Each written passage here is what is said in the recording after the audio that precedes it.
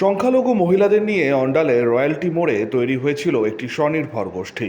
গোষ্ঠীর সদস্যরা প্রতি মাসে ১৮০০ টাকা করে জমা করতেন ওই স্বনির্ভর গোষ্ঠীর ফান্ডে। ২০২১ সাল থেকে এই টাকা ব্যাংকে জমা হচ্ছে না বলেই অভিযোগ নাজিয়া খাতুন নামে এক মহিলার বিরুদ্ধে। এই খবর জানাজানি হতেই দিন ১৫ আগে অন্ডালে বিডিও অফিসে যান প্রতারিত মহিলারা। অভিযোগ করেন অন্ডাল বিডিওর কাছে। সেই সময় তৃণমূলের অন্ডাল ব্লক সভাপতি তথা পশ্চিম বর্ধমান জেলা পরিষদের কর্মাধ্যক্ষ কালোবরণ মণ্ডল দায়িত্ব নেন সমস্যা মিটে যাবে, আলোচনার মাধ্যমে টাকা ব্যাংকে জমা হয়ে যাবে। তখনকার মতন রাজ্যের শাসক দলের এক নেতার আশ্বাস পেয়ে আন্দোলনের নামার সিদ্ধান্ত প্রত্যাহার করে নিয়েছিলেন প্রতারিত স্বনির্ভর গোষ্ঠীর মহিলারা। কিন্তু কাজের কাজ হয়নি, উল্টে টাকা ফেরানোর ব্যাপারে ফের টালবাহানা শুরু করে অভিযুক্ত ওই মহিলা। শেষমেশ বৃহস্পতিবার অন্ডাল থানায় নাজিয়া খাতুন নামে ওই মহিলার নামে অন্ডাল থানায় লিখিত অভিযোগ করেন স্বনির্ভর গোষ্ঠীর প্রতারিত মহিলারা। অন্ডাল থানার সামনেই টাকা না পেয়ে ক্ষোভে ফেটে পড়েন প্রতারিত মহিলারা। প্রশ্ন তোলেন, টাকা আত্মসাতের মতো এটি গুরুত্বপূর্ণ বিষয় কেন মাথা গলাতে গেলেন অন্ডাল ব্লক তৃণমূল সভাপতি কালোবরণ মণ্ডল? আমাদের পয়সা সব চাঁদিরা খেয়ে নিয়েছে। কিসের পয়সা এটা? ওটা 10 গ্রুপের পয়সা। 18 মাস থেকে জমা দিয়েছিলাম পয়সা। 18 মাস থেকে জমা দিয়ে তারপরে 19 মাস হয়েছে, তখন আমরা বললাম, যখন জানতে পারলাম তখন আমরা বললাম আমাদেরকে খাতাটা দাও, আমরা পয়সা জমা করাবো। তো ও বললো কি খাতা একটু উপরে নিয়ে যাবে। তারপরে দিন গেলাম, খাতা 2 পান্না ফাড়া আছে, মধ্যেকার সিন কিছুই নাই, খালি 2টো পান্না আছে ওপর আর নিচু। বলছে আমি জানি না কো, আর পয়সা তোমরা দাওনি, তোমরা ভরো। আর আমাদেরকে কোনো একটাও খাতা দেয়নি পয়সা। আমরা 10 জন মিলে 15,000 করে টাকা দিতাম। যাকে টাকা দিই তার নাম কি? চাঁদনি খাতুন। ভিডিও তো বলছে হাত তুলে দিচ্ছে, বলছে আমরা পারবো না, তোমরা যা পারছো করে নাও। নিজের মেম্বার গালাকে ঢুকিয়ে দিচ্ছে, মা বোন মাসি সবকে ঢুকিয়ে দিচ্ছে, আর বাইরের মেম্বারকে ভাগিয়ে দিচ্ছে।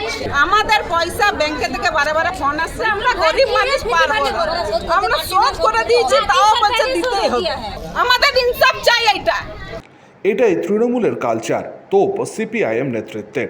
আমরা মনে করছি তৃণমূল কংগ্রেসের আর একটা দুর্নীতি। গোটা পশ্চিমবঙ্গে যেভাবে সমস্ত কিছু দিয়ে কাটমানিয়ার দুর্নীতি চলে, এই গরিব মানুষগুলোকে, সংখ্যালঘু লোভের নামে মাইনরিটি মানুষগুলোকে রমজান মাসে আজকে এই অস্থিরতার মধ্যে ফেলে দিয়েছে তৃণমূল অন্ডালের ব্লকের নেতারা। বিভিন্ন নামে তারা টাকা তোলে, ডিভিসিতে চাকরি দেওয়ার নাম করে টাকা তোলে, কোথাও আইসিডিএসের দেওয়ার নাম করে টাকা তোলে, আবার শুনতে পাচ্ছি নতুন একটা স্ক্যাম যে এই সমস্ত গ্রুপ লোনের নাম করে টাকা তুলছে। কালোবরণ মণ্ডল কদিন আগে এদেরকে ব্লকে নিয়ে গিয়ে ফয়সলা করে যাতে কেস কাছারি না হয় তার চেষ্টা করেছে। এদেরকে এফআইআর করতে দিচ্ছিল না, এদের এফআইআর উঠানোর চেষ্টা করবে। আমরা এদের সাথে আছি, শেষ দেখে ছাড়বো। এবং তৃণমূল কংগ্রেসের যে চোরগুলো আছে এদের বিরুদ্ধে আমরা লড়াই করবো এবং এদের ইনসাফের জন্য আমরা লড়াই করব। তিনি বিষয়টি মিটিয়ে দেওয়ার চেষ্টায় রয়েছেন। বেশ কিছু তথ্য জোগাড় রয়েছে। পাল্টা সাফাই তৃণমূল নেতা কালোবরণ মণ্ডলের। কমপ্লেন তো করতেই পারে, সেটা বড় জিনিস নয়, কিন্তু আমাদের মেন উদ্দেশ্য ছিল এই লোনের সঙ্গে তো আমাদের কেউ যুক্ত নেই।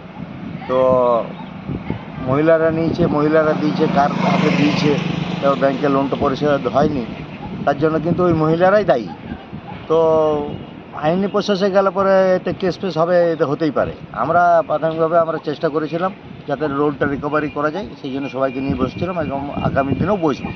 আমি জানি এত লক্ষ লক্ষ টাকার ব্যাপার, কেউ যদি ওদেরকে প্রলোভন দেখিয়ে করে নিজের টানার জন্য তারা যদি কেউ যদি যেভাবে কেস করে, সেটা ভুল সিদ্ধান্ত হবে। প্রথম চেষ্টা করতে হবে যাতে নেগোসিয়েশন করবে, টাকাটা আদায় করে। আর এই ঘটনা ঘটার পরই তোপ দেখেছে বিজেপিও। দেখুন, আজকে অন্ডাল থানাতে স্বনির্ভর গোষ্ঠীর মহিলারা তারা আজকে থানাতে বিক্ষোভ দেখিয়েছেন।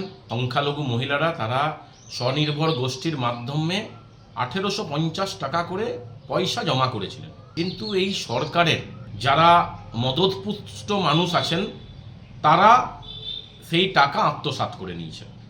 কয়েকদিন আগে ওনারা বিডিও অফিসকে এবং সমিতির সভাপতির কাছে তারা লিখিত আকারে এই বিষয়েও জানিয়েছিলেন।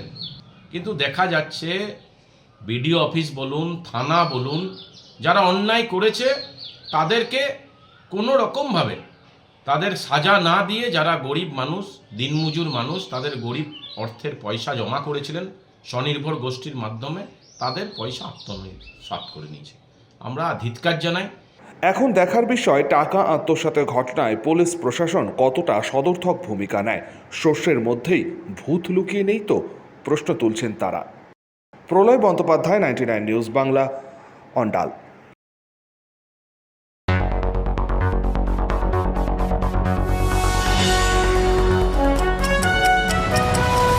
আপনারা দেখছেন 99 নিউজ বাংলা। বদলাবো আমরা।